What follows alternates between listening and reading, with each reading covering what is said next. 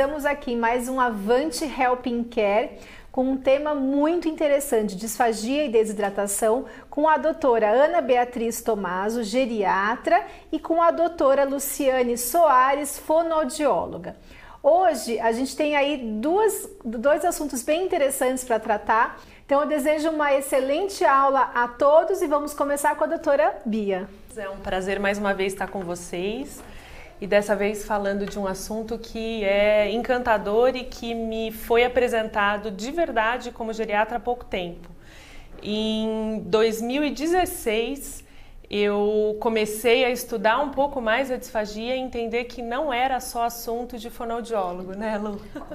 Eu vou contar então essa história um pouco de como a disfagia cabe tanto no dia a dia do não fonoaudiólogo, e o meu papel aqui nessa primeira etapa da aula é justamente falar para todos os fonoaudiólogos, mas lógico que aí com uma responsabilidade grande, que depois a Lu vai me corrigir se eu falar alguma coisa que faltou ser dita, mas eu quero falar com os nutricionistas, os médicos, geriatras ou não, os fisioterapeutas, educadores físicos, enfermeiros, enfim, todos nós que não estamos especificamente na área, que então deixamos de cuidar do paciente porque a gente acha que não é com a gente, né? Então, bem-vindos, vamos começar. A minha parte, especificamente, eu vou falar mais de sinais e sintomas, mas eu vou começar a contar um pouco dessa história da disfagia para o olhar do não fonoaudiólogo, tá? O primeiro slide eu mostro aonde que eu comecei a ouvir falar isso, né? Esse congresso foi um congresso em 2016 que aconteceu em Veneza, coordenado pelo professor Jean-Pierre Michel e pelo Pierre Clavet, que todos da disfagia sabem que são as referências nesse assunto. Esse congresso foi um congresso em Veneza, numa das ilhas de Veneza, e contou com a presença de 45 médicos que foram convidados para aprender sobre o tema. E justamente porque nós não sabemos, né? Nós não sabíamos, e eu saí da conferência com um olhar diferente e trouxe para cá para poder conversar com vocês. Que disfagia, que a dificuldade de deglutição é super prevalente no idoso e no doente crônico, todo mundo sabe. Mas quando a gente vai olhar e quantificar isso, é assustador. Até 40% da população com mais de 65 anos pode ter disfagia, institucionalizados ainda mais, chegando a 60%, e idosos hospitalizados também numa prevalência muito grande. Quando eu penso em doenças específicas como AVC, pode chegar a 80% de indivíduos com disfagia, Parkinson também 80%, um paciente pós-trauma crânioencefálico, isso é muito comum no idoso e no não idoso, mas no doente crônico, e pacientes com pneumonia adquirida na comunidade. Então, lembrar que muitas vezes a pneumonia que a gente acha que tem um componente infeccioso exclusivo, ela também pode ter um componente de aspiração que não é levado em consideração até que isso fique muito claro. E quando a disfagia é muito clara, vocês podem ter certeza, já é tarde demais para fazer alguma coisa. Nesse congresso em 2016, a Sociedade Europeia de Geriatria propôs então que nós médicos que estávamos lá reunidos começássemos a considerar a disfagia como uma das grandes síndromes geriátricas, ou os gigantes da geriatria que a gente aprende na faculdade, na residência. Quais são os gigantes da geriatria até hoje no mundo? Instabilidade postural, que são as quedas, incontinência fecal e urinária, as iatrogenias, né? Iatrogenias medicamentosas, iatrogenia da palavra, iatrogenias relacionadas ao cuidado, síndrome de imobilidade e incapacidade cognitiva, que a gente chamava de demência, e agora a gente já chama de comprometimento neurocognitivo maior. Essas são as clássicas síndromes geriátricas. E o que esse grupo europeu propõe, e propôs nessa ocasião como um primeiro encontro para se falar do tema, é que a disfagia se transforme em uma síndrome geriátrica. Por quê? Não vai mudar o tipo de problema, mas para que a gente comece a olhar com uma necessidade de rastreio precoce e uma necessidade de abordagem rápida. Por isso que ser síndrome geriátrica parece bastante adequado no nosso contexto. Quem publicou esse artigo, então, em 2016, foi um colega inglês, o David Smithard, que foi um dos participantes desse congresso, um desses 45 médicos que estavam lá nessa ilha estudando. E o que ele propõe é exatamente isso. Se é bastante prevalente, se está relacionada com a idade, se tem uma relação às vezes com alteração cognitiva, às vezes com alteração de mobilidade, muitas vezes com alteração de quantidade muscular, por que não a disfagia então ser uma síndrome geriátrica? E isso foi uma lição de casa que nós trouxemos para o Brasil. E daqui a pouco eu falo como é que a Sociedade Brasileira de Geriatria também está olhando esse olhar. E por que é que a síndrome geriátrica cabe na disfagia? Porque a gente sabe que a disfagia é consequência de um processo de deglutição que não está dando certo o suficiente para proteger o paciente. E o primeiro passo é entender o quão complexo é esse processo de deglutição. Quando a gente está bem, a gente não percebe, não tem ideia do quanto que é difícil deglutir qualquer tipo de consistência. Então, nesse diapositivo, eu trago a primeira descrição para a gente definir qual é o movimento que o alimento faz na boca até que ele chegue no caminho certo, que é o caminho do esôfago para ir para o estômago. Então vejam, na primeira estágio da deglutição, e depois a Lu me corrige se estiver falando alguma coisa equivocada, certamente ela vai ir um pouco além na teoria, mas existe uma separação do alimento mastigado e esse bolos então é comprimido contra o palato para que haja então a migração para a parte de trás da língua e o rumo ao caminho certo do alimento, vamos dizer assim. Então, já na boca, a gente precisa de musculatura de língua, que o palato esteja funcionando, que a nasofaringe esteja protegida e que a faringe, então, seja atingida sem nenhum problema. Na sequência, quando o bolo alimentar atinge a faringe, precisa haver uma onda de peristalse e contração com músculos que fazem essa onda para que a comida possa então progredir. Então veja a necessidade de uma musculatura bem alinhada e com força muscular, né? Então, para que também não exista regurgitação, o palato vai se elevar, vai haver bloqueio de via aérea para que o alimento então não entre na laringe, vá para a traqueia e atinja os pulmões. Então vejam, quando a gente engole lá um pedaço de uma fruta, por exemplo, a gente jamais imagina quantos músculos estão trabalhando para que isso aconteça de forma correta, sem que a gente possa, inclusive, sonhar que isso está acontecendo. E, por fim, olhando de uma forma muito simplista, né, um próximo estágio da deglutição, então, é, através do esôfago, as ondas, então, de peristaltismo vão carregar para esôfago inferior, relaxamento do esfíncter e para que o alimento chegue, então, ao estômago. Então, o simples caminhar de um bolo alimentar do momento que a gente coloca na boca até chegar ao estômago, depende de muitas estruturas, muitas, que podem estar afetadas com o envelhecimento ou na presença de doenças crônicas. Esse processo, então, é importante que a gente entenda que ele é extremamente complexo e que depende de movimentos tanto voluntários quanto involuntários. Então, nesse curso, um dos professores trouxe uma analogia com o trânsito ali, sei lá, de Mumbai, né? É uma pessoa querendo vir de um lado, a outra querendo vir do outro, e quem que organiza isso? Por quê? Porque o alimento entra na boca, ele tem que ir um pouco mais para trás, a via aérea, o ar chega também pelo nariz ou boca e tem que ir para frente.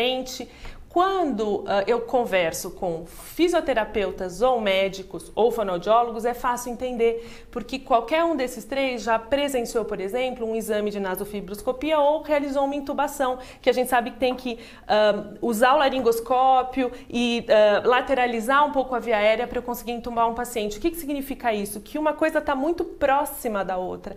E se não fossem os músculos de deglutição, essa via de saída da boca, entrada para o estômago, seria impossível de ser atingida.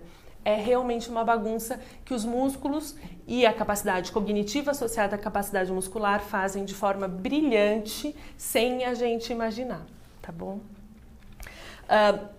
Quando eu falo músculo, orofaringe, músculo, eu quero que vocês pensem realmente em músculo, olhando com o olhar da geriatria e geronto.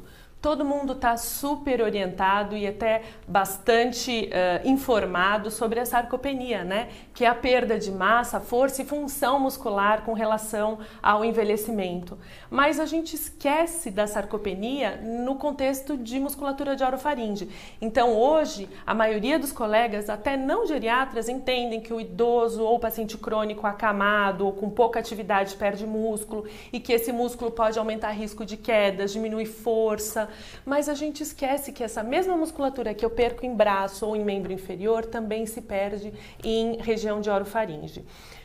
Todo idoso perde músculo em velocidades diferentes, mas é inerente ao envelhecimento. A doutora Cris Gonzalez e a doutora Miriam falaram isso na última aula. Mas, em especial, o idoso perde um tipo de musculatura que é uma musculatura específica de contração rápida. Então, eu trouxe aqui nesse slide um indivíduo idoso, tem fibras musculares de qualidades e quantidades suficientes, e com o envelhecimento, ainda que bem sucedido, eu diminuo a quantidade de fibras musculares do tipo 2, que são as fibras de contração rápida. É a fibra, por exemplo, que um corredor do tipo Bolt usa para fazer um tiro rápido de corrida, enquanto o maratonista usa a fibra do tipo 1, que é uma fibra mais lenta. Então vamos pensar usando um raciocínio bastante objetivo. Se eu perco fibra, eu perco todo tipo de fibra, mas se eu perco o tipo de fibra 2, que é o tipo de fibra de contração rápida, quando eu preciso fazer uma contração rápida, o meu corpo não responde a contento. E aí eu tenho, no caso de membro inferior ou superior, quedas, dificuldade de segurar objetos, mas na orofaringe eu tenho a disfagia ou o risco de engasgo da mesma maneira. Então vejam que interessante, quando eu vejo um paciente emagrecido, eu logo penso, vou referenciar uma nutricionista, vou pedir avaliação de um fisioterapeuta, um educador físico, eu preciso fazer com que ele ganhe músculo. Mas quantos de nós, vendo um paciente emagrecido, sem queixa de tosse, pigarro, enfim, considerou que a fono poderia ser talvez a primeira pessoa a ser chamada? Né? É isso que eu quero falar para vocês, é isso que a sociedade europeia quer falar para vocês e que a sociedade brasileira também vai falar para vocês. Se você tem um paciente com perda de peso, um paciente que está desidratado, nunca esqueçam de considerar que ele pode ter diminuição de força, massa e função muscular em região de orofaringe, tá bom? E essa perda é bastante conhecida e a gente usa termos que depois a Lu vai falar de presbifagia, que é uma das características da disfagia associada à sarcopenia, que é justamente essa dificuldade de deglutição por vários motivos, no caso da presbifagia, em especial a sarcopenia associada à disfagia por perda de quantidade e capacidade de contração muscular. Então, a partir de agora, não esqueçam, se eu tenho perda de músculo, se eu tenho perda de força muscular, eu posso ter perda de musculatura de orofaringe e eu preciso pensar também na deglutição, além da atividade física e da suplementação para o corpo como um todo, tá certo? Pensando nisso, então, quando voltamos desse congresso em 2016, eu e a Lu sentamos para conversar e a gente falou, precisamos escrever. Mas aí a gente pensou, puxa, se eu colocar dificuldade de deglutir num artigo, talvez apenas os fonoaudiólogos fossem ler. Então a gente falou, vamos escrever investigação de perda de peso em idosos, porque daí os fonos, os nutricionistas e os médicos vão ler. E em 2016, então a gente trouxe essa proposta da disfagia como uma síndrome geriátrica para São Paulo e para o Brasil e reforçamos o quanto que é importante quando você está diante de um indivíduo que tem perda progressiva de peso, óbvio, todas as avaliações interdisciplinares, mas nunca se esqueçam do fonoaudiólogo, tá bom? Porque a disfagia pode estar presente. E o que acontece com disfagia? Quando a gente fala disfagia e desidratação, no fim, quando você tem paciente frágil, acaba sendo quase sinônimo, porque o primeiro tipo de consistência que o paciente pode ter dificuldade de deglutir é os alimentos mais finos, os líquidos finos, e aí, por proteção, a ingesta hídrica diminui muito. Então, a gente sabe, a gente aprendeu na faculdade, a gente vê todo dia na prática clínica que o idoso não gosta de água, ele realmente diminui o apetite, o paladar para beber água, mas inconscientemente ele já está se protegendo, porque aquela perda de músculo que faz com que ele também se proteja para não fazer grandes corridas com medo de cair, é a mesma proteção quando às vezes ele ingere menos líquido, porque inconscientemente ele já está percebendo que talvez tenha algum problema a ser corrigido. Então, sim, as consequências clínicas da disfagia vão muito além da tosse e do pigarro, que é aquilo que a gente conhece bem, ou da pneumonia clássica, com uma lesão, um acometimento na base do pulmão direito. A disfagia pode acontecer, sim, com a pneumonia na base direita, mas a pneumonia pode ser um sintoma até tardio da disfagia, sendo que a perda de peso, a mudança de consistência, a mudança de vontade de se alimentar aconteceu antes e a gente estava considerando que tudo era normal do envelhecimento. Então, sim, A aspiração é muito importante, engasgo, tosse, sufocamento quando se alimenta, mas muito antes disso pode haver desidratação e pode haver desnutrição, aumentando mortalidade, óbvio que perda funcional e, obviamente, perda da qualidade de vida. Então, quando suspeitar de disfagia, num consultório do não fono, porque o fono, ele bate o olho e já sabe, mas nós, simples mortais, sempre pensar e observar se o paciente está demorando mais para se alimentar do que ele fazia, se ele tem cansaço, fadiga para se alimentar, se há perda de alimentos pela boca, se há perda de alimentos pelo nariz. Lembra lá no começo quando a gente falou que tem que levantar o palato, contrair não sei o que para o alimento não ir para o nariz? Isso tudo é musculatura que precisa funcionar. Se tem presença de voz molhada, tosse pós-alimentar e perda de peso sem motivo aparente. E dentro dessa perda de peso, também um status de hidratação pior do que a gente gostaria. Pode haver disfagia sem que o paciente tenha exatamente queixo. E também no nosso campo da geriatria e geronto, relembrar e revisar as medicações. Quando eu fiz esse diapositivo, eu concluí que sim, 100% dos idosos em algum momento vão ter risco. E por isso que a disfagia tem que ser uma síndrome geriátrica, né, Lu? Por isso que a gente, né, luta para isso. Medicações anticolinérgicas, das medicações para demência, antidepressivos, antipsicóticos, opioides, pacientes que têm dor crônica, ansiolíticos, indutores de sono, antiepiléticos, anti-inflamatório, antibióticos, quantos, né? Tantas vezes no ano o paciente não usa. Medicações para diabetes, e aí lembrar da metformina, que pode alterar a percepção do sabor do alimento, boca seca. Antihipertensivos, inibidores de ECA, enalapril, captopril, bloqueador de canal de cálcio, que são antihipertensivos que também podem alterar sabor do alimento e boca seca. E na geriatria menos, mais os anti-inflamatórios do tipo inibidor de COX. Então, quando você fizer uma revisão da medicação do seu paciente, independente do cenário de atenção, hospital, unidade de transição de cuidados, domicílio ambulatório, considerem que existe sim uma possibilidade de haver disfagia, uma disfagia às vezes silenciosa, porque ele tem fatores de riscos intrínsecos para isso, medicamentosos para isso. Intrínsecos também, a gente vai ver um pouco mais. Por isso que o Dr. Morley, que é um geriatra que faz muita publicação relacionada à nutrição e sarcopenia, criou essa regra para a gente nunca esquecer quais são os fatores de risco para perda de peso em idoso. E ele usou essa regra do Meals on Wheels como a primeira letra de cada uma das questões que podem estar relacionadas com perda de peso no idoso. E vejam, swallowing problems, problemas de deglutição. Então faz parte da investigação da perda de peso a presença de disfagia, de problemas de deglutição, mesmo que não haja um engasgo super escarrado que qualquer um poderia bater o olho e ver. Pode ser silencioso. Então devemos procurar no paciente com perda de peso. Ah, mas perda de peso é raro, né? Enfim, as pessoas, o mundo está obeso. Sim, o mundo até pode estar obeso, mas o idoso que começa a fragilizar, ele tem perda de peso. E como a gente fala em vários momentos dos nossos encontros aqui, quem tem perda de peso depois de uma certa idade, e essa certa idade pode ser bem próximo dos 30, não é muito longe disso, se a gente perde peso de uma forma inadequada e rápida, a gente necessariamente vai perder músculo. Então, para nós, geriatras e gerontólogos, perda de peso, em 99% dos casos, vai ser sinônimo de perda muscular. E vejam a prevalência de indivíduos que têm alterações nutricionais nos cenários de atenção. Então, hospital, instituições de longa permanência, o idoso da comunidade e em serviços de reabilitação, os malnutridos ou sob risco de desnutrição chegam a quase 90%. Então, no hospital, 80%, numa instituição de longa permanência, em torno de 70%. Na comunidade, a gente tem aproximadamente 40% de indivíduos idosos com nutrição prejudicada e, em contextos de reabilitação, chegando a 91%. Então, sim, perda de peso é também um problema bastante prevalente e está intimamente relacionado à dificuldade de deglutição. Pode ser causa, mas pode ser consequência, as duas coisas. Por isso que a gente tem que investigar de forma concomitante.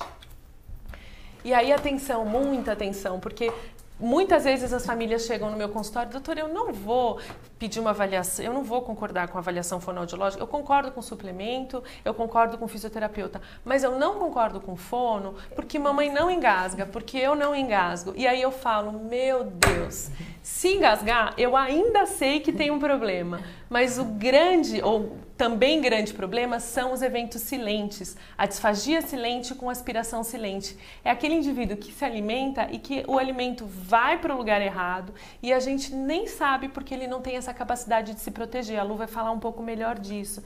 Então, sim, tossir é horroroso, mas ele me indica que eu ainda estou tentando e conseguindo parcialmente me proteger. Quando eu não consigo mais, é porque talvez eu já estou numa fase mais avançada. E aí sim a necessidade de investigação e reabilitação é extremamente, muitíssimo importante. Então, quando vocês observarem que um paciente está perdendo peso, vocês observarem ele se alimentar e ele não engasga, não saiam com o coração tranquilo.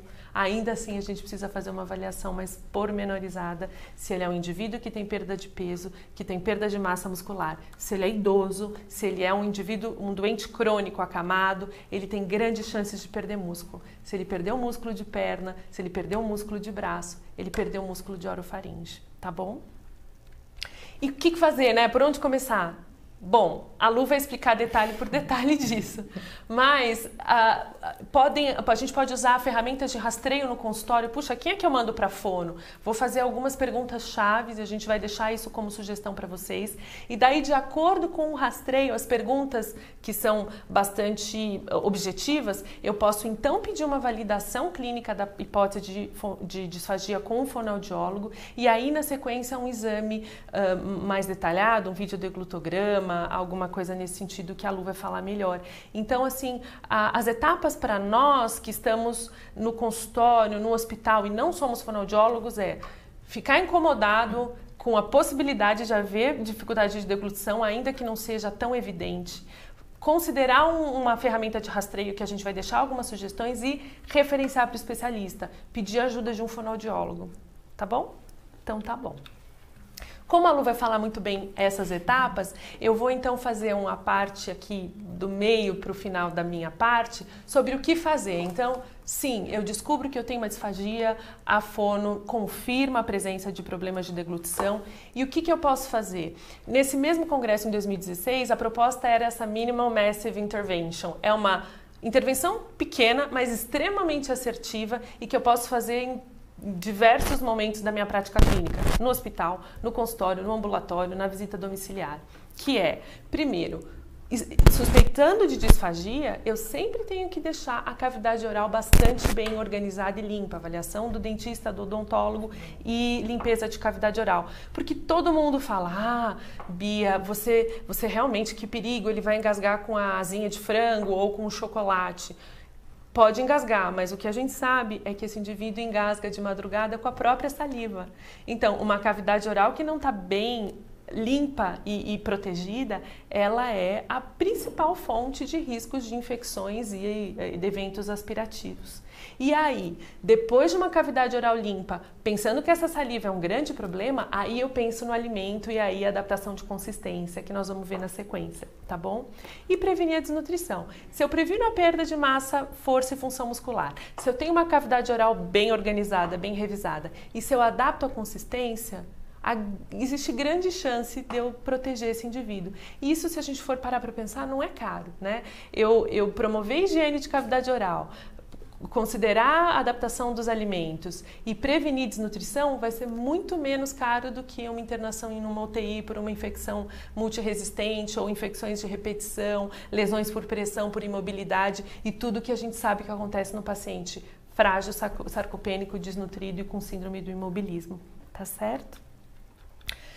O tratamento, então, depois que eu identifiquei e fiz essa que a gente chama de intervenção massiva, mas muito objetiva, a gente tem as estratégias clássicas, que é justamente o manejo do bolos alimentar com quantidade, volume, consistência. Então, a gente sempre pode, já no consultório, sugerir para os pacientes, não vamos misturar consistência, então o copo de água, ele entra no alimento depois que a bandeja do alimento sair, né? Evitar misturar consistências, então, alimentos muito secos com alimentos mais molhados, essa dificuldade de deglutição pode não conseguir coordenar o caminho de tudo isso, a Lu vai falar um pouco melhor sobre isso. Às vezes considerar colheres ou talheres um pouco menores para o volume de dieta não ser tão grande, e às vezes até para um paciente que tem esse hábito de se alimentar mais rápido, considerar o talher menor e às vezes uma oferta de talher vazia para ele fazer o movimento de deglutição do que sobrou de restante de alimento antes da colher cheia de novo, tá bom? Isso a gente pode orientar para todos os nossos pacientes enquanto eles estão agendando a consulta com a fono. A gente pode fazer isso, né? Talheres menores, não misturar consistências, isso já ajuda muito. A dica de uma colher ou duas vazias para depois uma colher de novo cheia, isso já ajuda muito. E aí, ajustes, manobras de deglutição, biofeedback, é lógico que a fono vai fazer, mas a gente tem que ter consciência de que há limitação para idosos. Então, o ideal seria que ninguém tivesse disfagia, mas quando tiver, existem algumas barreiras relacionadas às doenças relacionadas ao envelhecimento ou ao doente crônico que podem dificultar o tratamento. Então, prevenção é muito, muito melhor do que a necessidade de tratar e correr atrás disso, tá bom? Com relação aos espessantes, a Lu vai falar um pouco melhor, mas só para a gente ter uma primeira ideia, os líquidos espessados vão desacelerar aquele transporte do bolos para a faringe, então se ele vai mais lento, ele tem menos chance de ir para o lugar errado, né? O tempo de cavidade oral se altera e isso promove segurança da deglutição e aí com menos risco de penetração e aspiração. Silente ou não silente, o risco diminui, né? Os alimentos também de consistência pastosa reduzem os resíduos de cavidade oral e aí também diminui o risco de aspiração tardia. Ele engoliu, mas se sobrou alguma consistência diferente na boca que o paciente não percebeu, ele pode aspirar esse conteúdo quando ele se deitar ou quando ele estiver desatento com relação à deglutição. E as quantidades. Suplementação nutricional, óbvio que não poderia deixar de estar nessa aula, porque se eu digo que eu tenho perda de massa, de força e função muscular e que isso é muito importante para que a orquestra ali da deglutição funcione, eu preciso considerar a suplementação nutricional para todos os pacientes que estão perdendo peso, para todos os pacientes que têm disfagia, para todos os pacientes que têm risco nutricional, enfim, o que a gente vem conversando nas aulas que já aconteceram e que ainda vão acontecer. Então, eu não vou entrar em detalhes mínimos sobre as quantidades, mas eu quero lembrar a importância de uma dieta proteica adequada, em quantidades de proteína maiores do que a gente aprendeu na faculdade, com segurança. Lembrar que o doente renal crônico precisa sim de um ajuste de quantidade de proteínas, mas o nosso paciente idoso frágil sarcopênico, ele tem sim indicação de quantidades de proteína maiores. Saiu esse ano um artigo sugerindo que as dietas hiperproteicas para os idosos não seriam assim tão benéficas. Fiquem tranquilos, o artigo tem um N pequeno, ou seja, tem um número pequeno de pessoas estudadas, então nada mudou. As sociedades mundiais de geriatria continuam considerando doses maiores de proteína como sendo mais seguro para o envelhecimento, com ou sem disfagia, porque quem não tem disfagia não pode vir a ter, e para não perder músculo a gente tem que ter uma dieta bem adequada. O tratamento, além de ser um tratamento ambiental, de consistências e de orientações gerais, pode ser medicamentoso em alguns casos. Então, se eu tenho um paciente com refluxo severo, eu posso considerar medicações anti-refluxo, posso considerar medicações que ajudem a motilidade do trato gastrointestinal, que são ditos procinéticos. Posso fazer manejo de quantidade de saliva. Com bocas secas, hoje a gente tem excelentes estratégias para melhorar a salivação, medicações e complementos que podem durar até 6, 8 horas e também contextos em que eu tenho saliva demais, aí eu preciso secar essa cavidade oral. Especificamente sobre a disfagia do AVC, do Parkinson e das demências, o que eu quero dizer é que cada caso tem uma especificidade. Então, eu não posso falar a receita de reabilitação e prevenção de eventos no AVC ou no Parkinson, ou até nas demências, porque depende da região que o AVC acometeu. No Parkinson depende do estágio que o paciente está acometido, mas saibam, e eu acho que AVC e Parkinson a gente já sabe com mais tranquilidade que não há possibilidade de um tratamento bem adequado se não houver suplementação nutricional, acompanhamento nutricional e fonoterapia constantes. Na demência, as pessoas acham que é polêmico e não é tão polêmico assim, é que é novo, né? Eu vou falar um pouquinho de disfagia das demências, mas depois, numa próxima aula, daqui uns 3 meses, se eu não estou equivocada, nós vamos só falar de cuidados paliativos e daí eu volto para falar só nisso. Mas especificamente das demências, eu queria relembrar vocês que quando eu falo de demência, eu falo de alguns estágios da demência. Eu tenho a demência leve, que o paciente é socialmente desenrolado, que ele consegue se comunicar, consegue se alimentar, que ele está bem socialmente, mas já tem algumas alterações cognitivas. Eu tenho uma demência moderada, que o paciente está evoluindo bem, mas com alguma dependência funcional. E eu tenho a demência avançada, quando o paciente já está acamado, ele já tem dificuldade de verbalizar, dificuldade de controle de esfínteres. Eu gosto de trazer esses 3 cenários porque os 3 cenários são de demências em fases diferentes. E a gente precisa saber que as disfagias podem estar presentes em todas as fases e merecem tratamento intensivo em todas as fases. E quando a gente chega na fase da finitude da demência, o tratamento continua sendo intensivo. As pessoas estão angustiadas, então eu não vou fazer nada, eu não vou fazer sonda, eu não vou fazer suplemento. Nós vamos conversar sobre isso. Mas o que eu queria deixar para o coração de vocês, tranquilos, é que faz parte do curso clínico das demências a gente ter problemas de deglutição e perda de peso.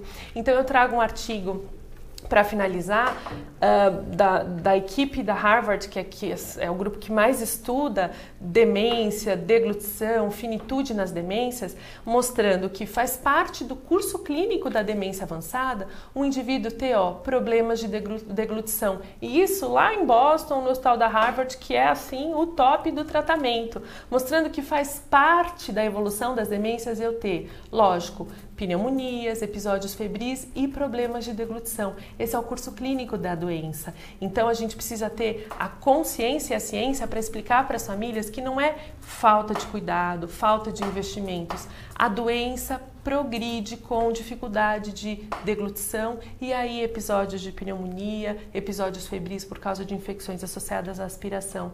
E que isso é muito, muito, muito comum e que, na verdade, é um sinalizador de finitude, que não existe exatamente um tratamento, uma cirurgia, um transplante que possa fazer esse cérebro voltar ao padrão dos 20 anos de idade. E eu gosto muito desse diapositivo para eu finalizar a aula de hoje e depois a gente vai conversar mais sobre cuidados paliativos nessas fases da demência e da vida, mas vejam nesse diapositivo, falta de ar, dor, lesões por pressão, aspirações e agitação fazem parte da evolução das demências. Em branco, eu tenho o contexto de até 12 meses antes da finitude do falecimento, depois nesse azulzinho intermediário de 6 a 9 meses, azulzinho claro 3 a 6 meses e por fim de 0 a 3 meses antes do óbito de um paciente com demência avançada. E o que esse artigo mostra de forma muito clara? À medida que a demência vai avançando, sintomas como dor, falta de ar, lesões por pressão, a aspiração aumentam muito. Vejam a aspiração. O único que cai um pouquinho é a agitação. E quem já teve algum familiar com demência ou quem trabalha com isso sabe por quê? Porque até para se agitar o paciente precisa de uma coordenação cerebral que já não existe mais. Então, sim, faz parte do curso clínico das demências a gente ter problemas de deglutição. E aí, eu só vou deixar isso no ar. A mão que não prescreve sonda, prescreve fonoterapia, fisioterapia, psicoterapia. Então, não achem que não prescrever sonda é deixar de fazer alguma coisa. É fazer muito, mas com as pessoas certas. E não apenas deixar uma sonda lá no nariz e voltar dali 3 meses, tá bom? Nós vamos conversar mais sobre isso no futuro. Era só para pincelar, que parece polêmico, mas não é. E para finalizar minha fala, algumas mensagens que a gente não pode esquecer, que nós temos sempre que pesquisar disfagia no idoso, por isso que a gente considera como importante dizer que pode ser considerado uma síndrome geriátrica, que se o rastreio vier positivo, como a Lu vai explicar para nós, eu preciso sim de uma avaliação fonoaudiológica e talvez um teste diagnóstico complementar. Existe grande associação entre disfagia e desnutrição. Então, se a gente sair daqui pensando, perdeu peso, além da nutricionista eu vou pedir pelo menos uma avaliação fonoaudiológica, a gente já ganhou o dia, já ganhou o ano e já, enfim, diminuiu muito internações e melhorou muito a qualidade de vida de muitos pacientes. Lembrar, então, também da associação entre disfagia e desidratação. Primeiro sintoma pode ser a negação em querer ingerir líquidos, né? Então isso, o idoso não gosta de líquido, talvez ele tenha medo, né? E a gente não sabe definir. Lembrar dessa proposta da intervenção massiva, mas mínima, que é higiene de cavidade oral, adaptação de consistência de alimento e prevenir desnutrição, que a gente pode fazer numa consulta em qualquer que seja a nossa área. Isso pode fazer muita diferença e não custa caro. É muito importante. Às vezes a gente acha que o tratamento ideal, o padrão ouro, é com exames e tratamentos e... Não, isso é só bom senso, saber onde a gente está pisando e encaminhar para os colegas que têm informação e consciência do que é importante avaliar. Tá bom? Finitude, a gente vai discutir numa próxima aula. Mas levem de novo essa mensagem. A mão que não prescreve a gastro ou a sonda ou a jejum vai prescrever fonoterapia, fisioterapia e toda a avaliação e acompanhamento interdisciplinar. Por hora eu agradeço, depois a gente vai conversar mais e tirar dúvidas. Eu agradeço de novo a presença de todos e agora eu vou passar a bola aqui para a Lu para explicar para nós os detalhes a fundo. Obrigada.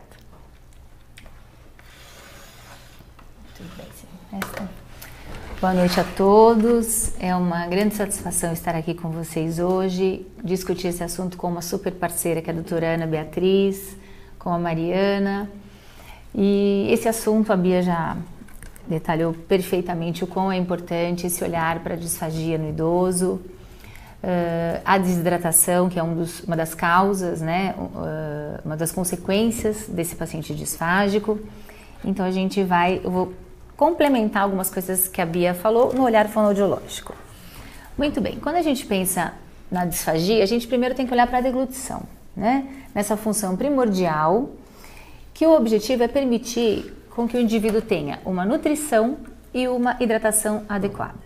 Para isso ele precisa estar com o sistema nervoso íntegro, e a sensibilidade íntegra, e aí a gente já pensa nessa população específica que a gente está falando. O idoso tem o sistema motor totalmente preservado? Ele tem a sensibilidade totalmente preservada? Como é que é a percepção, o paladar desse indivíduo idoso? Como é que é a questão do olfato, que interfere diretamente na ingesta, na aceitação do alimento? Então, quando a gente vai pegar esse alimento e encaminhar da boca até o estômago, que é o processo de deglutição, a gente tem que considerar todos esses aspectos. Muito bem, então a deglutição tem impacto, sofre impacto no envelhecimento? Com certeza, como a Bia já explicou pra gente. As diversas fases da deglutição vão sofrer, cada uma com as suas especificidades que a gente vai trazer aqui, vão sofrer o impacto do envelhecimento. Vamos pensar então na fase, a Bia já conceitou aqui presbifagia, né? Vamos pensar o que acontece na fase oral da deglutição. Então na fase oral o indivíduo vai colocar o alimento na boca. A gente tem que pensar na questão dos dentes. Ele tem dentes suficientes para mastigar, para triturar esse alimento. Ele tem saliva suficiente para envolver o alimento e formar o bolo alimentar de uma maneira adequada, com que ele consiga encaminhar esse alimento para a faringe de uma maneira adequada. Então, na fase oral, as repercussões da presbifagia estão ligadas a uma alteração do aparelho dentário, seja falta de dentes, seja aquelas próteses bem mal adaptadas que a gente encontra na nossa prática clínica, falta de osso, né, de suporte ósseo para adaptar a prótese, a xerostomia que eu destaquei aqui, pensando na questão, o mousezinho está aqui, né? Pensando na questão da hidratação, né, da desidratação. Então, o paciente desidratado tem uma tendência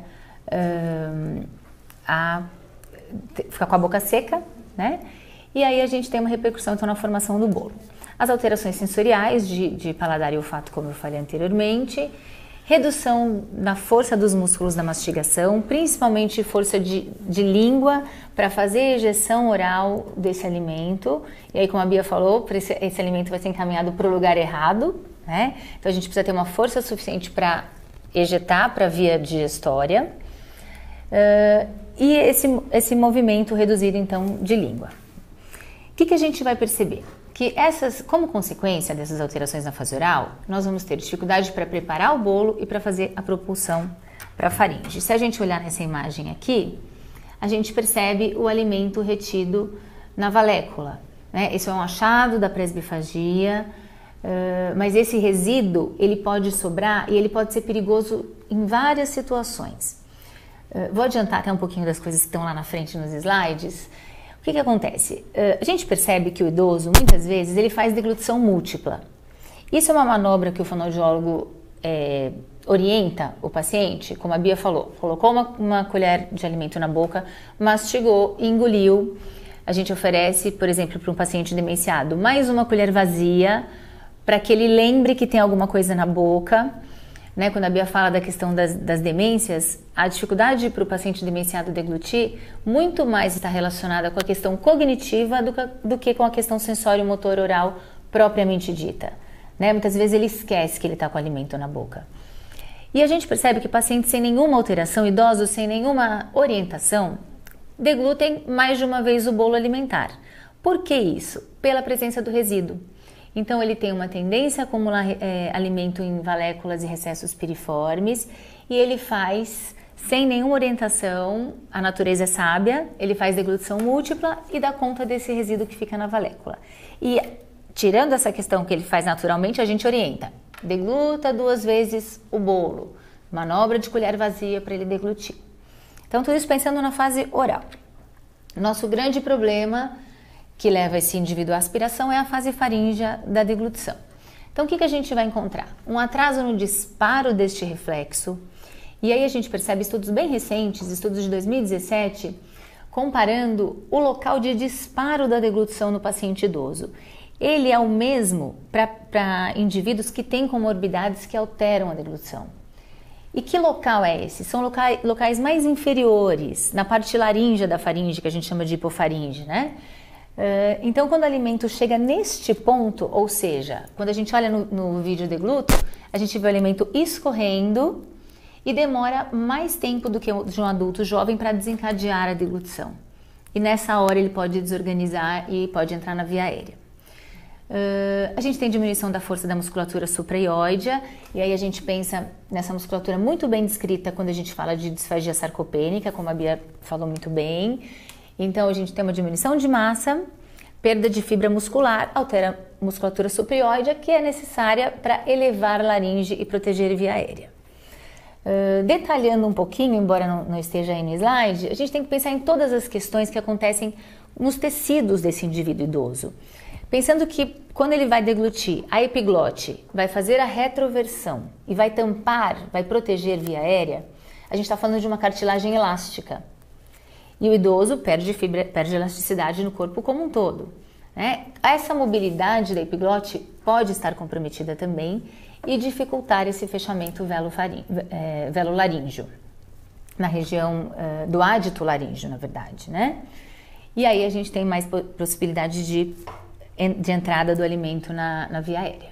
Bom, a gente tem a dificuldade de abertura dos esfíncteres esofágicos, tanto superior quanto inferior, e o que isso vai trazer de consequência? Um aumento no tempo da deglutição faríngea, uma redução da elevação ióidea, como eu já falei, e um escape prematuro do bolo, com entrada, com possibilidades de penetração e aspiração. No meu doutorado, eu estudei a constrição faríngea de indivíduos pós-AVE, e eu tinha o grupo controle, que eram de idosos que não tinham nenhuma queixa. O que eu observei? Se a gente olhar essa imagem aqui, a gente percebe que um indivíduo idoso sem nenhuma queixa, quando ele faz a constrição máxima da musculatura da faringe para deglutir, sobra resíduo na faringe. Então a gente observa aqui, esse idoso não tem nenhuma queixa, resíduo na faringe por conta de uma dificuldade de contração dessa musculatura faríngea. Então, são coisas que a gente tem que observar também. Estou falando de idoso saudável. Muito bem. No esôfago, embora o fonoaudiólogo não atue diretamente, né, a gente não faz exercício para esôfago, mas a gente tem que considerar que a desmotilidade esofágica, ela pode comprometer. A gente pode ter um paciente com refluxo que ele tem queixa de rouquidão, ele vem com essa queixa, né? Ou ele vem com a queixa de uma aspiração, sendo que quando a gente faz a avaliação clínica, passou super bem o alimento. O que acontece? Ele come, ele acaba de almoçar e ele deita. E ele é um paciente que tem refluxo. Então, ele pode aspirar depois que ele deglutiu. Então, essa questão de orientação de posicionamento é muito importante.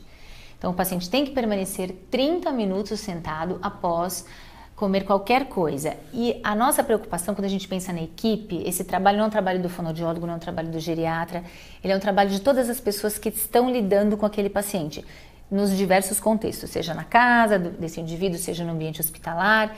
Então, ele vai tomar um golinho de água, eu vou aproveitar e vou tomar um também. Ele tomou um golinho de água, um leitinho, um pouquinho de leite, né? Aquele leitinho antes de dormir. Mas foi só um golinho e ele deita. E aí a gente tem que reforçar que esse leitinho antes de dormir não pode. Aliás, pode tomar o leitinho, mas não pode deitar na sequência.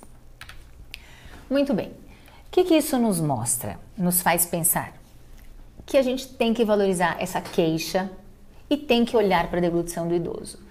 Porque ela sofre impacto do envelhecimento e qualquer detalhezinho, então o paciente tem diabetes e ele está super bem, está conseguindo comer bem, ele tem uma alteração da glicemia. Essa hora ele pode broncoaspirar. Então, o idoso, ele vira um paciente disfágico de uma hora para outra. Então, alguma coisa que o leva a entrar num quadro de delírio, ele aspira. Então, a gente sempre tem que ter o olhar, sempre pensar na deglutição desse indivíduo.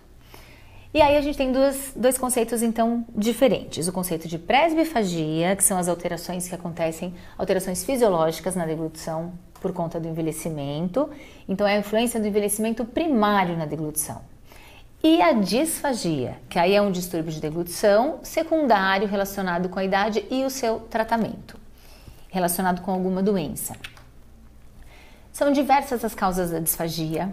Quando a gente pensa aqui na população, na nossa população idosa, todas elas cabem, né? Todas essas causas. Então vamos pensar, aquele paciente que tem uma queixa só para sólido. O que é mais comum? É o indivíduo ter dificuldade com líquido, né? Na maioria das vezes. Mas ele toma um copo de água super bem e ele sente que a comida fica parada na garganta. Então ele tem essa queixa. Eu sinto que tem um bolo na minha garganta. Ele pode ter, por exemplo, um osteófito. Ele pode ter uma barra cricofaríngea. E aí ele vai ter uma alteração mecânica que vai dificultar a passagem desse alimento sólido. Ele tem essa queixa de sólido parado e tem uma halitose. Ele pode ter um Zenker, por exemplo. Então a gente tem que conseguir sempre pensar nessas questões também, né? As causas neurogênicas mais frequentes de disfagia no idoso são os AVS e as demências e Parkinson. Causas psicogênicas que estão presentes, sim. Eu já tive uma paciente que falou para mim, eu não engulo a velhice, né? Então a gente tem essa causa, embora muitas vezes a gente também não olhe para isso, né? E as causas iatrogênicas, como a Bia colocou muito bem, a questão dos medicamentos que a gente tem que pensar. Então o paciente está com uma xerostomia porque ele está fazendo uso de antidepressivo e ele não consegue formar o bolo alimentar. E aí ele deixa de comer carne, por exemplo, e que ele sempre comeu e sempre gostou, e aí a gente não consegue identificar que não é porque ele perdeu o interesse, é porque ele não consegue formar o bolo, ele não consegue dar conta desse alimento. Então, consequências da disfagia. Aspiração, broncoaspiração, que é o que a gente mais se preocupa a princípio, né? Mas sabendo que tão grave quanto é a questão da desnutrição e da desidratação. O paciente disfágico, ele pode ficar mais tempo no hospital, ele vai vai trazer mais gastos para o Estado, né? Esse paciente que vai precisar de uma via alternativa de alimentação, enfim. Então a gente precisa entender, foi o que a Bia falou da questão do custo, né? É muito mais barato e muito melhor para a qualidade de vida do indivíduo, do paciente, a gente cuidar, a gente prevenir para que ele não tenha nenhuma dessas consequências. Sinais e sintomas, Bia já falou vários também. Eu particularmente gosto muito da voz molhada. A voz molhada é uma coisa que qualquer profissional pode perceber. Quando a gente percebe que a voz que tem alguma coisa ali permeando o prega vocal, e esse é um grande sinal. A gente se preocupa muito com o engasgo, foi o que a Bia falou, não engasgou, então não tem disfagia, né? Que delícia quando o paciente engasga, num bom sentido, né? Ele mostra pra gente que tem alguma coisa errada, mas tem aqueles que não demonstram a menor alteração, nem no padrão respiratório, nada, e ele tá broncoaspirando, as aspirações silentes. Uma coisa importante da gente pensar é na questão do tempo também, né, Bia? Que a gente já até escreveu sobre isso também. Esse paciente, ele almoçava, ele demorava meia hora para almoçar, agora ele gasta 1h30. Esse aumento do tempo da refeição, ele é muito importante. E se a gente pensar num paciente que está perdendo, que está com um gasto energético muito grande, ele vai gastar energia para demorar 1h30 para comer. Então também é algo muito importante da gente considerar.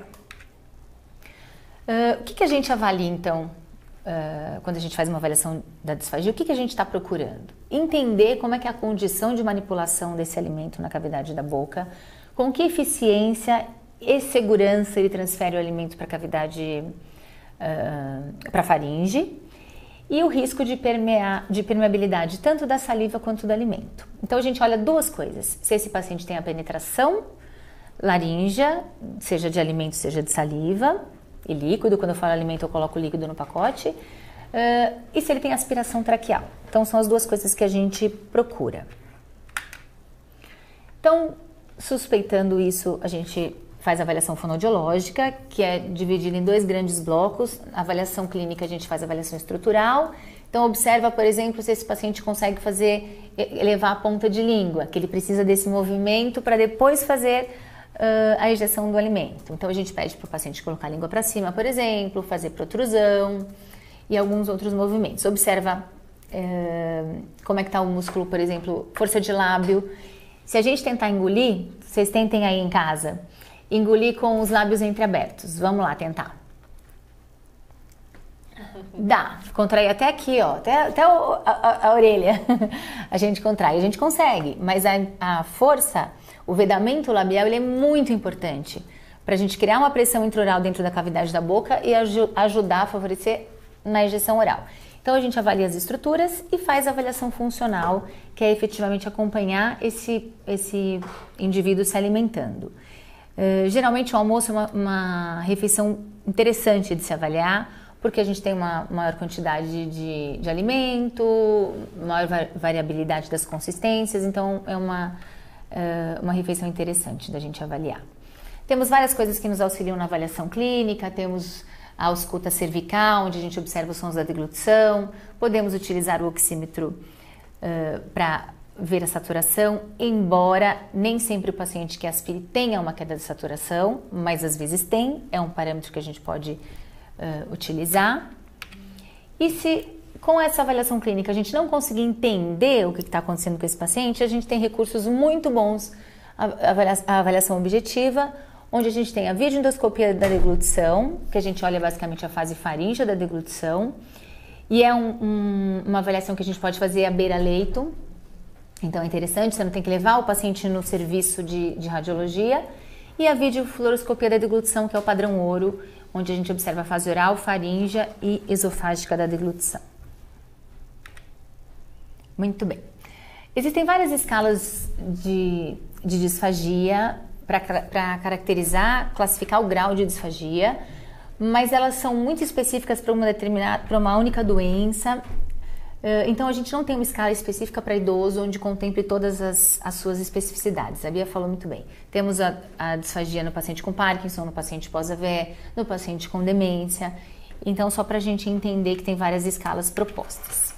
E temos o IT10, que é uma ferramenta onde profissionais da saúde, de um modo geral, podem aplicar e identificar esse risco de disfagia. Pode ser um instrumento até para começar, né, para as pessoas poderem pegar a mão e entender que a gente pode encaminhar esse indivíduo para uma avaliação mais precisa. Então, às vezes, observando a gente não consegue, a gente tem esse instrumento que pode ajudar. Então tem várias perguntinhas que é feita para o paciente vai respondendo, pode responder 0 sem nenhum problema, 4 problemas severos. Se somar 3 ou mais, a gente indica uma avaliação fonoaudiológica. Bom, pensando então que esse paciente disfágico pode, entre outras coisas, desidratar, o que acontece? Então ele está disfágico, ele tem dificuldade para líquido. Ele vai tomar líquido e ele se engasga, ele para de tomar água. E o que acontece? O parar de tomar água vai levá-lo à desidratação. A desidratação vai deixar a cavidade da boca seca. E o que isso vai gerar? Vai alterar várias funções estomatognáticas. Então vai alterar na articulação da fala, na mastigação, formação do bolo alimentar e na digestão. Vai interferir na deglutição. Então a gente tem uma imagem aqui como se a gente tinha uma sensação de um tijolo na garganta. O alimento parado, seco e não tem como descer, né? Porque não tem saliva para envolver esse alimento. A litose, atrofia das papilas linguais, aí a gente tem um paciente que é hipertenso e ele não está sentindo o gosto do alimento, então ele põe muito sal na comida. Né? Coitados dos nutricionistas, tem que dar conta disso, né? Então a gente também tem que pensar nessa questão. Bom, abordagens na disfagia, são várias, né? Temos várias possibilidades. Então a gente trabalha com volume, por exemplo.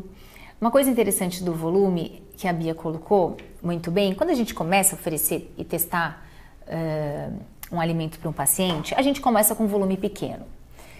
Mas assim como tudo que a gente falou aqui, não existe regra. Tem alguns pacientes que para conseguir deglutir, principalmente demenciados, isso estou falando da minha prática clínica, não vão bem com pouco volume. E é aquele paciente que engasga com a própria saliva. Por quê? Saliva não tem nenhuma informação, né? Tanto que quando a gente coloca, por exemplo, o quench, por exemplo, que a gente coloca na boca, esse paciente percebe que tem alguma coisa, ele deglute. E a saliva por si só, ele não deglute. Não tem volume, não tem informação, né? Para esse sistema nervoso que não está 100% íntegro. Então tem pacientes que só com volume grande, você enchendo uma colher, que se você olha dá desespero de colocar na boca do paciente, ele deglute bem. Se você coloca um volume menor, ele vai mal. Ou seja, é tudo muito individualizado, claro, a gente sabe, né? Então, geralmente a gente começa com um volume menor e a gente observa como esse paciente responde, tá? Por isso a dificuldade com saliva também, a gente tem pouca informação, tem pouco volume. Bom, o fonoaudiólogo, ele treina a deglutição com o alimento, né? Nós temos vários exercícios miofuncionais que a gente utiliza para fortalecer a musculatura, principalmente de força de língua.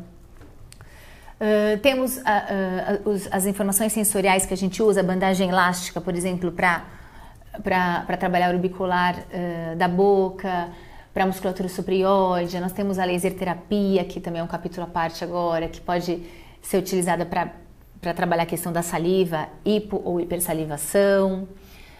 Temos as vias alternativas de alimentação, vias mistas, então uma parte da alimentação vai pela gastro, uma parte VO. Manobras posturais e compensatórias, a Bia falou uma coisa muito importante, a limitação que a gente tem, né? Como é que você vai pedir para o paciente, toda vez que ele for deglutir, para um idoso, numa fase moderada da demência, abaixar o queixo e deglutir? O cognitivo é muito importante. E a gente tem que pensar no cognitivo para a nossa população, tá? E pensando na consistência, aí a gente volta para o comecinho, para o tema da nossa aula, né? Disfagia e desidratação. O paciente que está desidratado, ele está ingerindo menos líquido. O que a gente pode fazer em relação à consistência? Alterar a viscosidade dos líquidos. Temos uma dificuldade muito grande em nomear a viscosidade do líquido. Então tem um trabalho de 2015 da Katrina, um estudo multicêntrico de uma canadense, e nós temos um representante no Brasil, Dr. Dantas, de Ribeirão, que encabeça esse estudo aqui no Brasil, onde a gente percebe o quão é difícil, esse não é um problema do Brasil, né? O quão é difícil nomear as consistências. Então, o que é mel para você, o que é pudim para você, o que é pastosa geriátrica, sólido macio, dieta branda, não existe um consenso, existe um trabalho para tentar criar este consenso, mas ele ainda não existe, né? Quando a gente pensa então na viscosidade do líquido, pensando nos nomes mais clássicos, néctar, mel e pudim, existem alguns trabalhos bem clássicos e alguns bem recentes. Então, esse trabalho ele comparou pacientes com danos cerebrais, pós-AVE, por exemplo, e com doenças neurodegenerativas e indivíduos sem nenhuma queixa. No grupo G1, que eram os pacientes com danos cerebrais, 21,6 aspiravam o líquido fino. A hora que a gente espessa isso para consistência néctar, a gente reduz esse número para 10,5. E quando a gente vai para a consistência de pudim, vai para 5,3.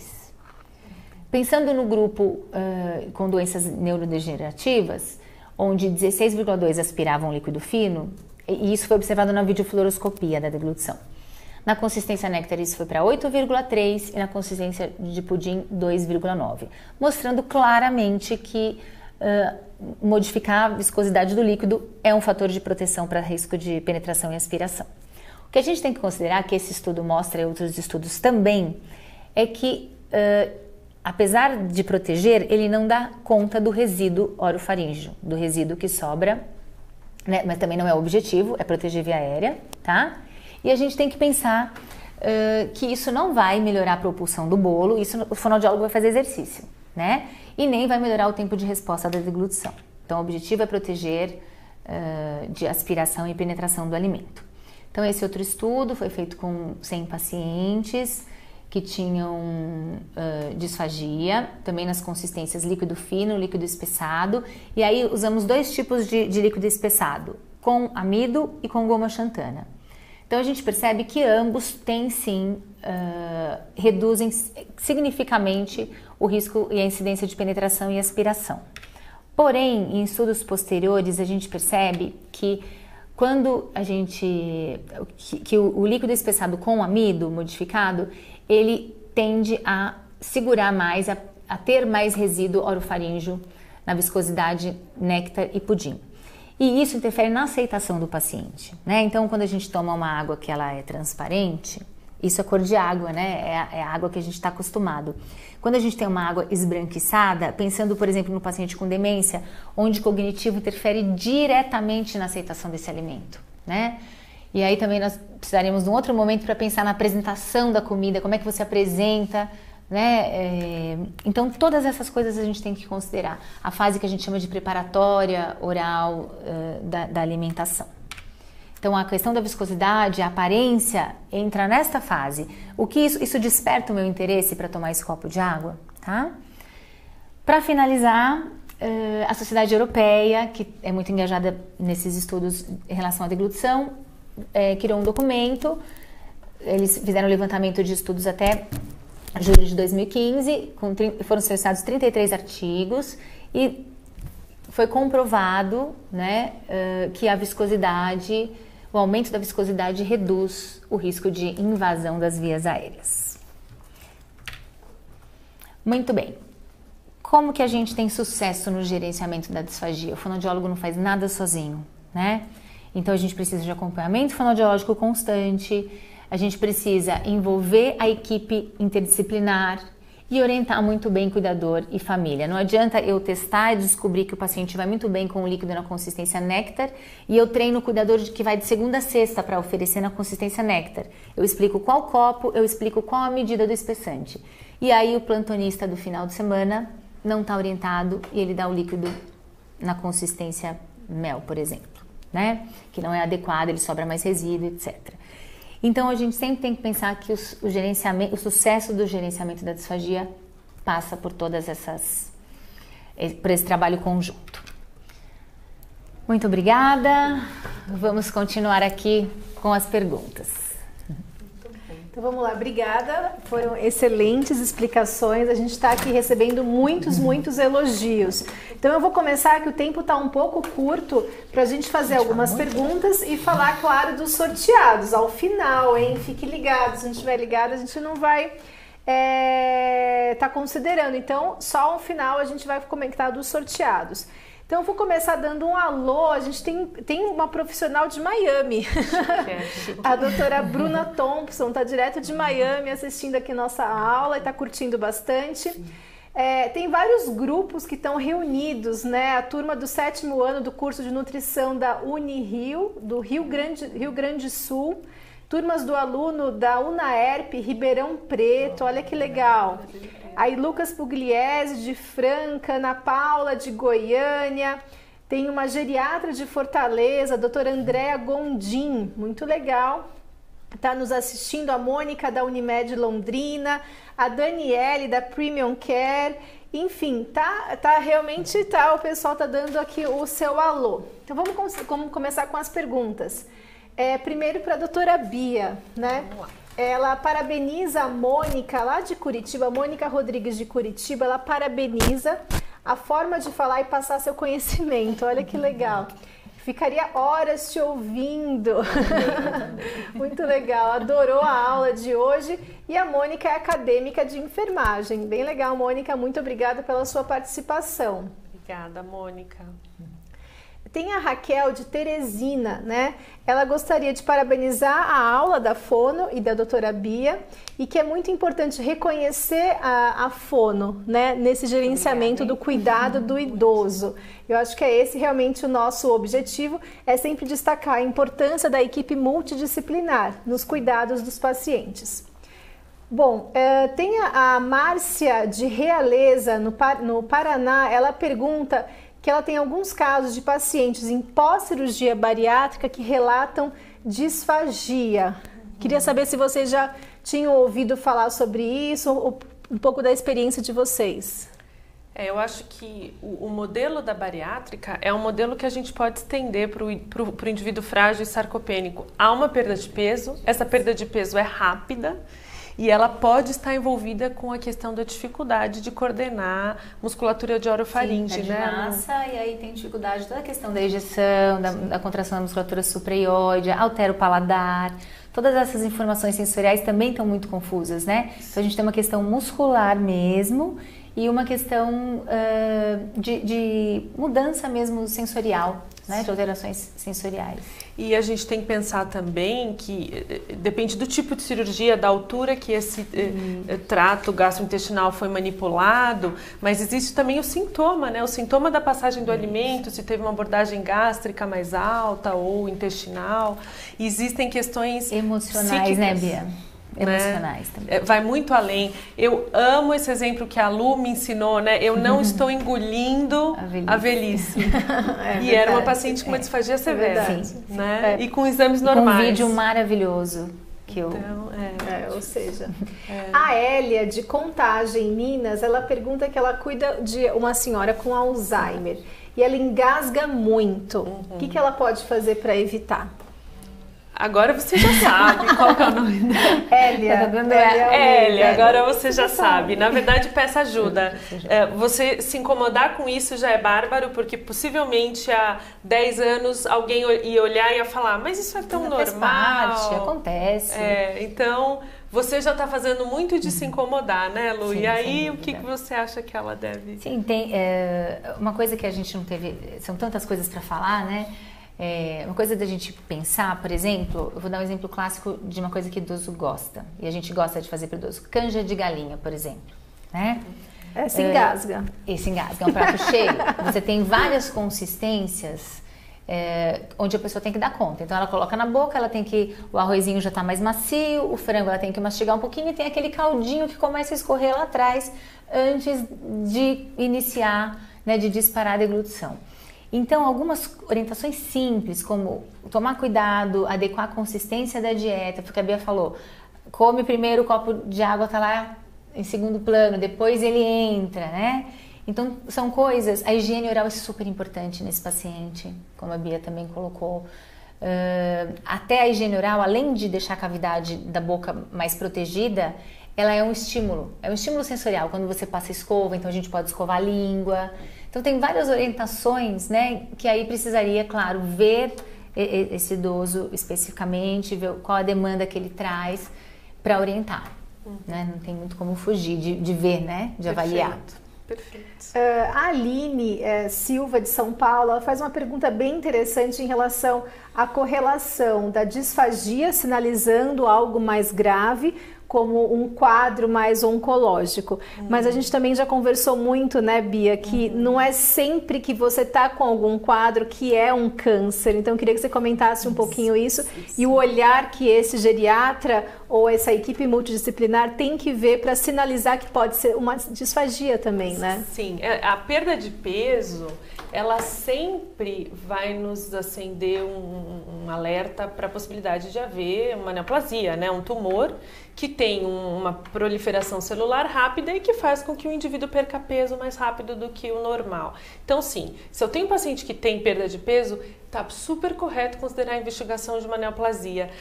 Mas muitas vezes o colega que está investigando para por aí. Colonoscopia normal, uma tomografia que não tem nada no abdômen, no tórax, enfim, exames normais, pronto, não tem nada. E aí que é a questão. É tão grave quanto, e eu posso dizer isso porque realmente as pessoas morrem por causa de disfagia e desnutrição, então é tão grave quanto a perda de peso relacionada à neoplasia.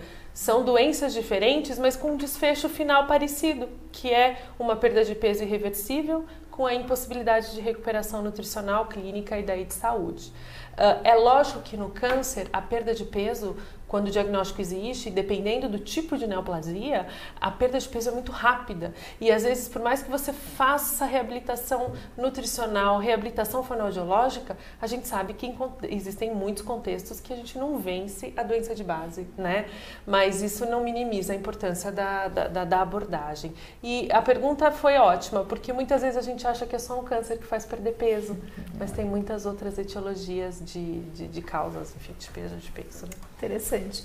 Eu tenho duas perguntas relacionadas à xerostomia, né? Então, a Lívia Modesto, de São Paulo, e a Mara Fernanda Oliveira, lá de Brasília. Então, dê exemplos do que você pode indicar para xerostomia, como fonoaudiólogos aqui. Na verdade, quando a gente tem, por exemplo, uma xerostomia causada por uma questão iatrogênica, então ele tomou um medicamento, você não tem como mexer, você não pode tirar essa medicação, né? Então a gente pode orientar, tem as salivas artificiais, né, que a gente pode indicar, conversar com alguém da odonto para poder fazer essa indicação, higienizar mesmo essa cavidade da boca, umedecer, então a gente pode fazer aquelas buchinhas que a gente faz com gás, umedecida, se esse paciente pode aspirar líquido, por exemplo, e tem uma cavidade da boca seca, então a gente põe na água gelada, essa sensação é muito boa. O quench é muito bom, que você coloca e aumenta essa salivação, dá essa sensação, esse conforto, né? Você melhora a halitose, você melhora a condição dessa cavidade da boca. Então a gente tem vários recursos. Então eu gosto muito de usar, pegar uma espátula, um cabo de uma colher, todo mundo vai na cozinha, pega uma colher de metal, enrola ou molha mesmo o cabo na água com gelo, água gelada com gelo mesmo, e você passa na cavidade da boca, passa na língua, isso melhora um pouco a sensação. Legal. A Gisele, de Joinville, ela comentou aqui um relato bem interessante, né? Que ela fez o TCC dela em fonoaudiologia hospitalar em 2004 e ela pesquisou um pouquinho com alguns geriatras da cidade de Florianópolis, algumas cidades vizinhas, se eles encaminhavam para fono esse paciente, mas só quando tinham problemas auditivos. Então ela está muito feliz que tiveram vários avanços. Como aí. Ela chama? Gisele. Gisele, a gente está evoluindo, viu? Estamos caminhando, cada vez mais as pessoas estão percebendo a importância de encaminhar esse paciente para a gente. Grandes grandes avanços, não é só mais a questão aditiva, importantíssima, diga-se de passagem, né? Muito legal. Bom, o Ronivaldo, de Samambaia, Distrito Federal, ele pergunta qual que é a melhor forma de rastreio da disfagia para um profissional não fonoaudiólogo. E a gente sabe que isso ocorre muito, né, quando a gente, no Brasil é muito grande, tem cidades que a gente não tem ainda a presença forte de um fonoaudiólogo. Então, o que vocês poderiam dizer para esse profissional? Eu quero saber. Nós temos, como eu apresentei, o ITTEM, que é um instrumento super simples, que tem questões que direcionam o olhar para aquilo. O que a gente precisa observar? Então, por exemplo, como é que esse indivíduo tomando comprimido, né? E aqueles sinais clínicos, sinais e sintomas de disfagia.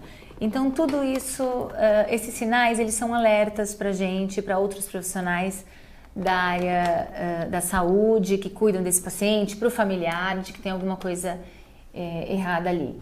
seja até o simples fato desse paciente comer, acabou de comer, ele está mais sonolento, ele está mais caidinho, isso pode ser um sinal. Tudo que sai do normal, da rotina daquele indivíduo, a gente pode nos apontar para a necessidade de uma avaliação. Perfeito. Eu posso fazer uma pergunta? Pode. Está no regulamento? Pode sim. Se a gente oferecer um copo de água para esse paciente no consultório, pode ser perigoso ou pode ser uma estratégia? Se ele ficar com a voz molhada, de repente, eu já tenho um sinal de alerta, não sendo fonoaudióloga. Sim, porque ele vai tomar água em casa. Então ele não, a gente fica, mas eu vou oferecer agora no consultório e ele vai engasgar na minha frente, eu estou fazendo uma coisa errada. Ele não está tomando água em casa, né? Então isso pode ser também, até para essa dúvida. Então, o que acontece? E conseguir entender, quando a gente faz uma marcação, consultório não, né? Você vai lá oferecer água e vai perceber como ele responde. Mas, por exemplo, quem está com um paciente em casa, fazer um diário mesmo, né? Como é que ele fica depois da alimentação? Ele tosse mais com o quê? Será que ele tosse com arroz? E com a salada, como é que vai? Né? É o líquido que é o problema? Né? Ele fica pigarreando, ele não tem pigarro o dia inteiro. Ele acaba de comer ou durante a refeição ele fica... Né? São pequenos detalhes que a gente vai observando. Mas, claro, no consultório, oferecer um copo de água, por exemplo, observar se tem voz molhada, se tem pigarro, se tem engasgo. Perfeito. Legal. Tem uma pergunta da Tamara, aqui do Rio do Sul, Santa Catarina. Ela é nutricionista do Hospital Regional Alto Vale do Rio do Sul, Santa Catarina. Eu gostaria de saber se líquido espessado, mesmo em consistência mais densa como o pudim, mantém o paciente hidratado. A gente, às vezes, precisa aumentar a oferta, né, desse líquido pudim, né, mas a ideia é que, sim, que consiga mantê-lo hidratado. A gente precisa ver o quanto esse paciente vai aceitar, né?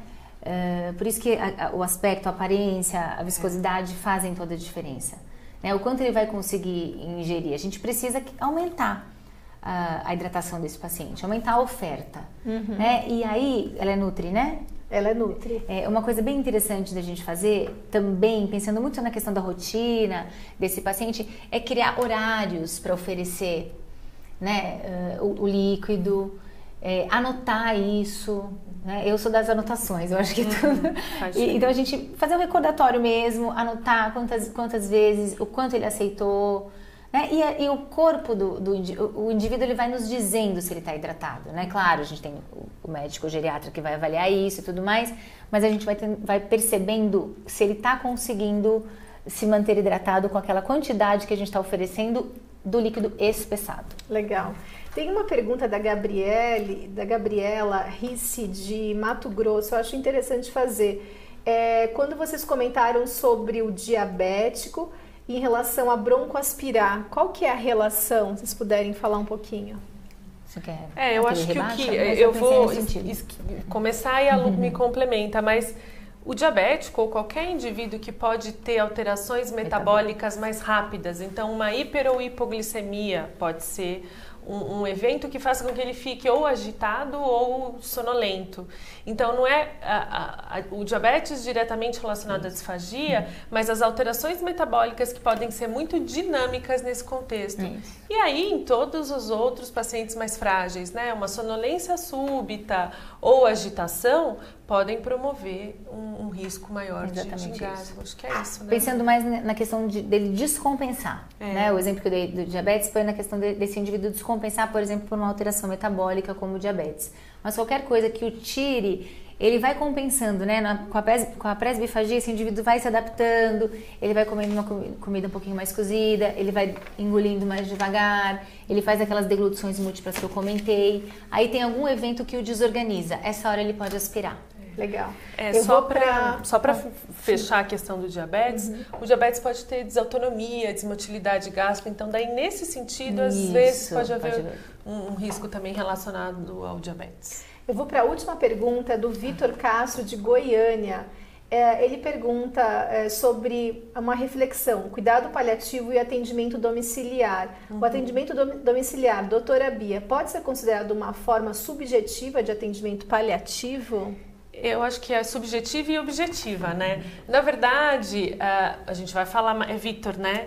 Vitor, a gente vai falar disso em um outro momento, bastante sobre isso, mas... os cenários de cuidados paliativos, eles são diversos e é o melhor local que a gente pode oferecer qualidade de cuidado para os pacientes, né? Se ele está em casa bem cuidado, ele está paliado. Se ele está no hospital bem cuidado, ele está paliado. Então, a gente precisa pensar que paliar é cuidar no peso e na medida que o indivíduo tem de demanda clínica. Muitas vezes o domicílio é o melhor lugar, né? Em especial pacientes bastante mais frágeis ou com alterações cognitivas que se desorganizam num ambiente que eles não reconhecem como seu. Então, sim, não é só subjetivo, mas é uma forma objetiva de cuidados. O único detalhe que a gente tem que saber, Vitor, é que muitas vezes pode não se ter o recurso adequado no ambiente de domicílio. Então, às vezes a gente acha que a casa é o melhor, mas eu posso não ter como acessar medicações ou profissionais para determinados sintomas. Então, melhor do que casa, hospital, unidade de transição ou qualquer outro lugar, é um ambiente que eu consiga ter a estratégia para cuidar e controlar os sintomas daquele indivíduo, tá bom? Tá ótimo, acho que foi uma excelente pergunta, né? Foi mesmo. Foi muito. A gente recebeu aqui, vocês terem uma noção, a gente filtrou, hein? Mais de 900 perguntas. Olha, que legal. Então, realmente é um tema muito interessante e que tem ainda muita dúvida para ser esclarecida. Mas parabéns pela aula, pelas duas aulas. E fiquem ligados aí na nossa fanpage. Obrigada. Obrigada. Tchau, tchau.